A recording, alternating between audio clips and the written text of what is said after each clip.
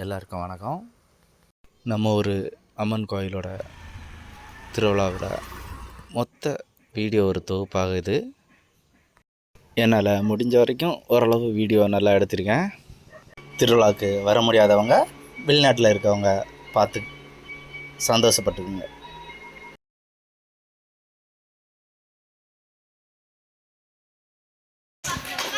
கீழே விளாடி பார்த்துப்பா, கையப்பா.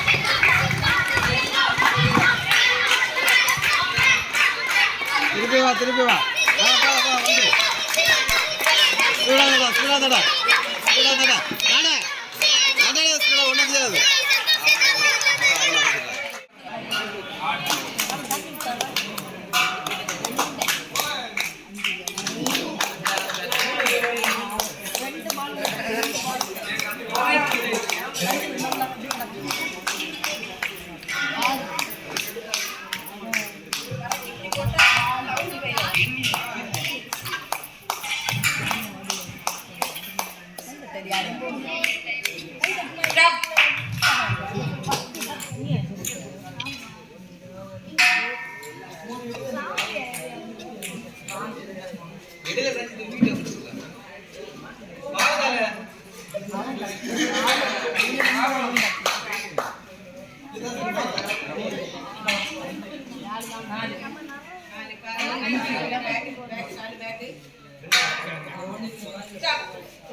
அம்மா மாம்பலத்திலே முப்பா மண்ணளக்கும் தாயே, சேலத்திலே அன்னதான மாரி பெரிய மாரியம்மா, கோவையிலே தண்டு மாரியம்மா, நாட்டிலே காசி விசாலாட்சி அம்மா, வங்காளத்திலே காளியம்மா, விஜயவாடாங்கம்மா மண்ணளக்கும் தாயே, கேரளத்திலே சோட்டாடி கரை பகவதி அம்மே, கொடுங்கல்லூர் மகாமாரியம்மா, சிங்க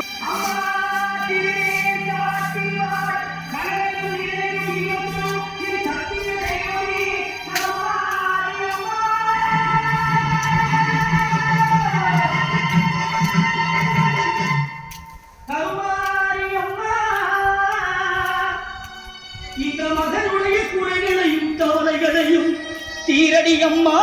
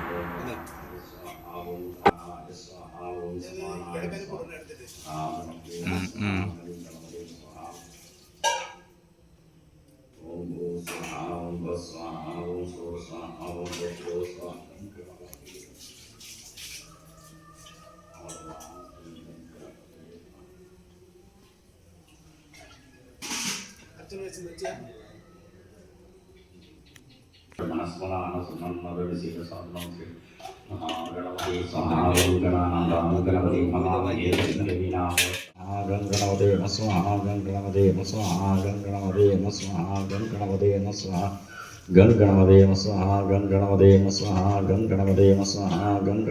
स्वाहा गणगणपते स्वाहा गणगणपते स्वाहा गणगणपते स्वाहा गणानां गणपतिं भवामहे कविं वस्तवस्तमं ज्येष्ठराजं ब्रह्मणं ब्रह्मणस्पदा आनस्तुन्नन्नरुविसीदसादनं वक्रतुण्डमहाप्रयासु गुणिसमप्रभां निर्विघ्नं गिरवे देवा सर्वकार्येषु सदा गणगणपते नमः स्वाहा ओम प्रातरत्नं प्रातरन्त्रं हवामहे प्रातरं मित्रावरणा प्रातरशना प्रातरं भूषणं ब्रह्मणस्पतिं प्रातसोमोग्रं हे प्रातर्त्यम्भमुग्रं भवेमवयं पुत्रमतिदेव्यो विधर्तान्त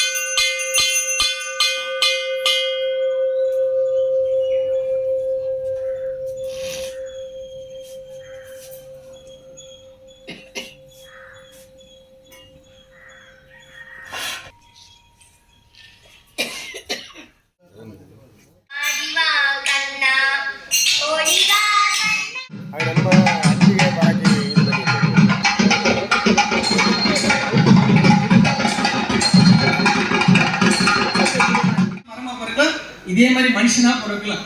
விவேகானந்த சாமி சொல்ற கடவுளோட படைப்புல மிக உயர்ந்த படைப்பு எதுன்னு கேட்டா மனுஷன் ஜென்மம் தான். விவேகானந்த சாமி போய் வெளிநாட்டுல பேசும்போது சொல்ற யாராவது நம்மளை பார்த்து பாவி அப்படின்னு சொன்னாங்கன்னா விவேகானந்த சாமி சொல்ற நம்மளை பாவின்னு அழைக்கூடாது. அப்படி யாரு பாவி நம்மளை கூப்பிடுறா அவன் பாவி அப்படி விவேகானந்த சாமி ஏன்னு கேட்டா விவேகானந்த சாமி சொல்றாரு கடவுளோட படைப்புல மிக உயர்ந்த படைப்பு மனுஷன். ஏன்னா அவன் இறைநிலைக்கு உயர முடியும்னு சொல்றார். அப்போ நம்ம எல்லாம் எப்படிப்பட்டவங்கன்னா மிக உயர்ந்த நிலைக்கு போகக்கூடியவங்க. அப்ப நம்ம என்னவா பிறக்கலாம்? நம்ம செஞ்ச பாவ புண்ணியத்துக்குன்னு என்னெல்லாமோ பிறக்கலாம். இப்ப நல்ல மனுஷ ஜென்மம் எடுத்துக்கணும். அப்படியே சொல்றாங்க அரிதறிது மானிடராய் பிறத்தல் அரிதுன்னு. மனுஷனா பிறக்கிறதுக்கு எப்படி ரொம்ப கஷ்டம்னு சொல்றாங்க. அப்படி ஒரு மனுஷ ஜென்மம் எடுத்துக்கணும். அப்போ நம்ம கடவுள்கிட்ட போயிட்டு அந்த வினைக்கு தக்கன நம்ம என்ன பண்றோம்? திருப்பி நம்ம பிறந்திருக்கிறோம். இப்ப என்ன சொல்றாங்க பெரியவங்க? இந்த ஜென்மத்துல நம்ம பிறந்திருக்கிறோம் இல்லையா? என்னெல்லாம் கொண்டு வந்திருக்கோம்? கடவுள்கிட்ட போயிட்டு பாவம் புண்ணியம் ரெண்டும் திருப்பி நம்ம கிட்ட வந்துருக்கு. சரிதானே? அப்ப நம்ம கொஞ்சம் யோசனை பண்ணி பார்ப்போம். முதல்ல நம்ம சொன்னல நம்ம சாமி கிட்ட வெத்தலை நம்ம சம்பாதிச்ச வெத்தலை பாக்கு பைசால வெத்தலை பாக்கு பழம் வாங்கியிருக்கோம்.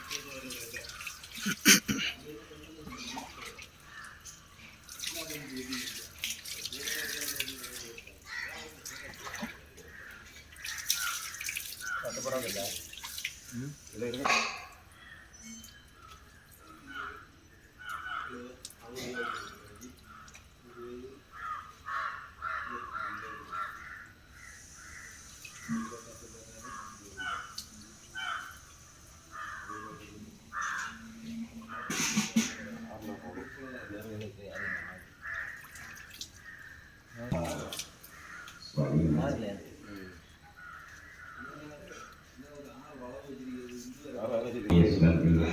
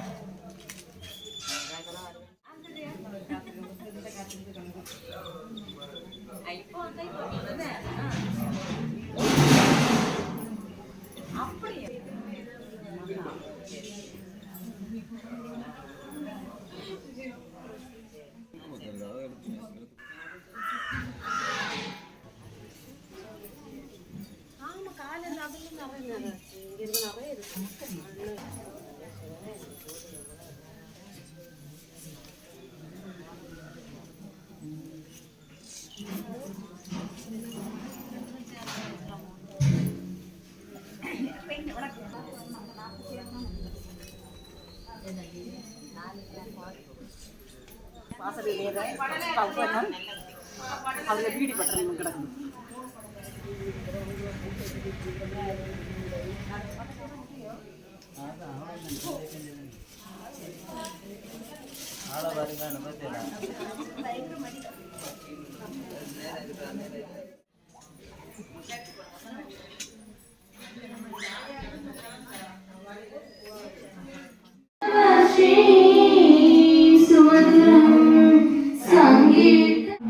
முதலில் இடதுநாசி வழியை மூச்சை உள்ளெடுத்து வலதுநாசி வழியை வெளியிடவும்.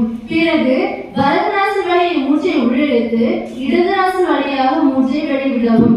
இது பிராணாயாமத்தின் ஒரு சுற்றாகும். இவ்வாறு 3 முறை செய்ய வேண்டும். ஒரு சுவாசத்தின் போது நல்ல எண்ணங்கள் நம்மை நிறைவதாகவும், வெளி சுவாசத்தின் போது இருளின் படிவில் தீய குணங்களும் தீய எண்ணங்களும் தீய வாசனைகளும் நம்மை விட்டு விலகி விடுவதாகவும் பாவனை செய்ய வேண்டும். ஆவாகன தியானம். எல்லோரும் 5 நிமிடங்கள் கண்களை மூடி ஸ்ரத்தையோடு தியானித்து பின்வரும் காட்சியை மனதில் கொண்டு வர வேண்டும்.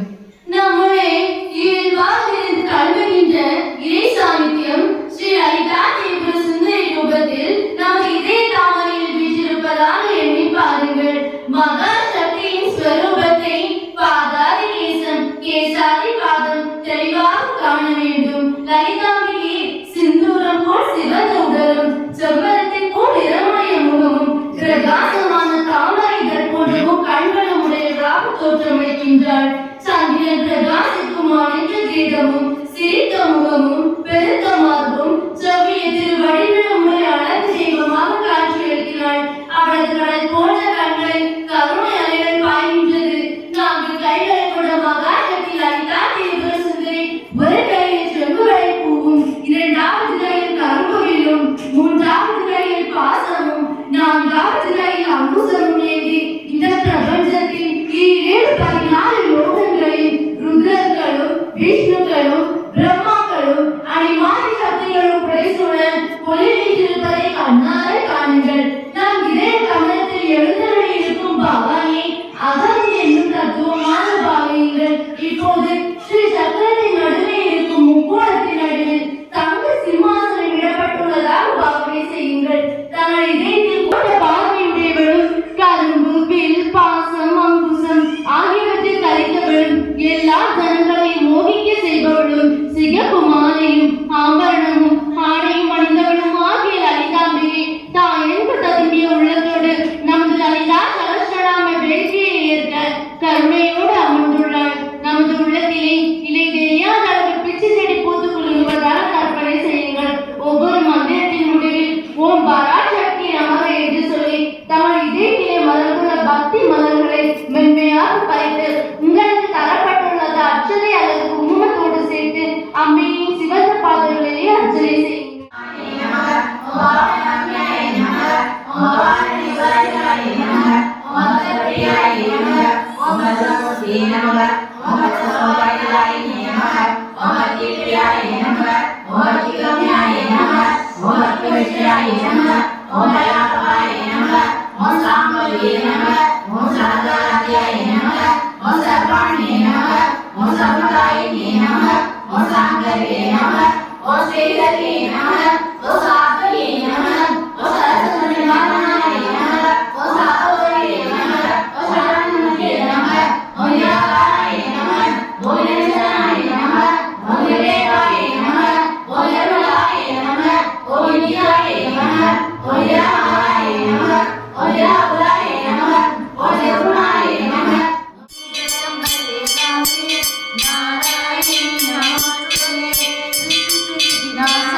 நமஸ்தே